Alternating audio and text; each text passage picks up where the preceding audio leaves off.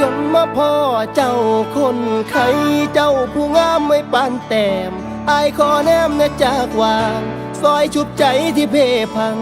ลาบานางคนไข้สิเป็นไปได้บ่ท่านอายสิขอไปเคียงกายท่านเจ้าบ่มีภัยคันได้นางมาเคียงข้างสิขอหักนางไปจนแก่โปรดรับใจเอาไว้แน่ให้เจ้าแลในเด้อคำยามหนาวไอ้กะสิกอดยามนอนไอ้กะสิหอม